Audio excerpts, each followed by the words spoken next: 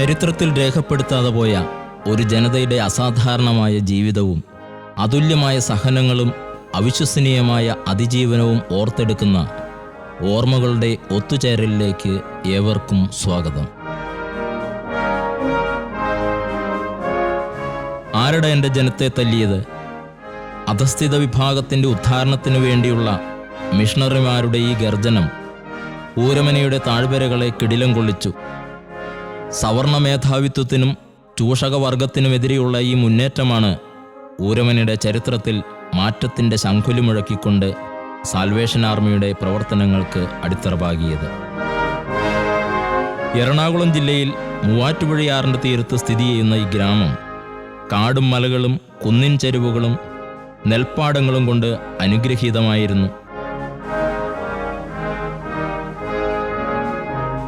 ചരിത്രമുറങ്ങുന്ന ഇവിടം ഒരു കാലത്ത് മനകളും മന്ത്രങ്ങളും മന്ത്രധ്വനികളും കൊണ്ട് മുഖരിതമായിരുന്നു. 72 മനകൾ തല ഉയർത്തി നിന്നിരുന്ന ഊരമന പ്രൗഢിയുടെയും പ്രതാപത്തിൻ്റെയും പര്യായമായിരുന്നു. അടിമത്തവും അന്ധവിശ്വാസങ്ങളും അതിൻ്റെ പാരമ്യത്തിലെത്തിയ കാലഘട്ടമായിരുന്നു അത്. ജാതിപിശാചിൻ്റെ പിടിയിലമർന്ന് ഒന്ന് പ്രതികരിക്കുവാൻ പോലും കഴിയാതെ എല്ലാം ഉള്ളിലൊതുക്കി നെടുവീർപ്പിടുന്ന അധസ്ഥിതവർഗത്തിൻ്റെ വരണ്ടുണങ്ങിയ വികൃതമുഖങ്ങൾ എവിടെയും ദൃശ്യമായിരുന്നു.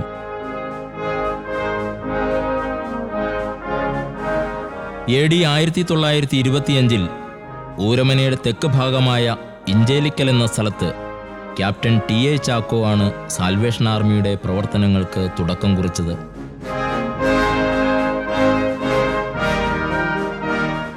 ജാതി വ്യവസ്ഥയുടെ ദയാരഹിതമായ വിവേചനങ്ങളിൽപ്പെട്ട് സാമൂഹ്യ ശ്രേണിയുടെ അടിത്തട്ടിൽ മനുഷ്യാവകാശങ്ങൾ നിഷേധിക്കപ്പെട്ട് കിടന്നിരുന്ന അധസ്ഥിതനെ അറിവിൻ്റെയും സംസ്കാരത്തിൻ്റെയും പ്രകാശമേഖലയിലേക്ക് കൈപിടിച്ചുയർത്തുവാൻ, പ്രതീക്ഷയുടെയും സ്വാതന്ത്ര്യത്തിൻ്റെയും പുത്തൻ പുലരിയിലേക്ക് കൈപിടിച്ചാനയിക്കാൻ സാൽവേഷൻ ആർമി ഊരമനയെ തേടിയെത്തി.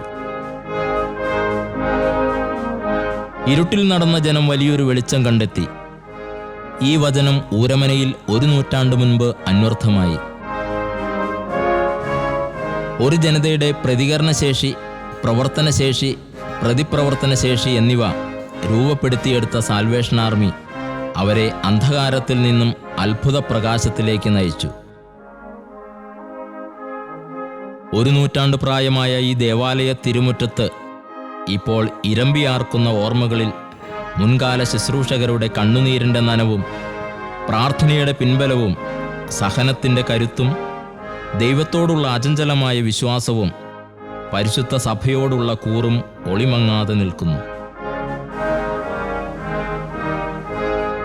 2-ാം നൂറ്റാണ്ടിലേക്ക് പ്രവേശിക്കുമ്പോൾ ഞങ്ങളെ നടത്തിയ മുൻകാല നടത്തിപ്പുകാരുടെ പോരാട്ടവീര്യം ഞങ്ങൾ ഹൃദയത്തിലേക്കെടുക്കുന്നു. 1925 മുതൽ 2025 വരെ 42 സുവിശേഷകരാണ് ഈ സഭയെ നയിച്ചത്. Captain TA Chacko, captain MT Chacko, captain PT Solomon, ensign Joseph, captain PN Samuel, captain Pathrose,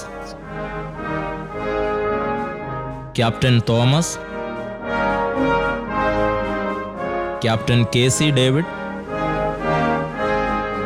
captain C Abraham, adjutant C Daniel, captain MJ David, captain MC John, captain VP Chacko, captain PJ Joseph, captain TK Thomas, lieutenant L Johnson, lieutenant MJ George, major KM Pathrose, lieutenant Y Caleb, captain P Stephen, captain CA David, captain Cherian David, captain Emmy George, captain JS Sylvester, captain TJ Simon, captain Thampi Thomas, lieutenant Saju Daniel, captain AK John, captain D Baby, captain MM Chacko, captain PT George,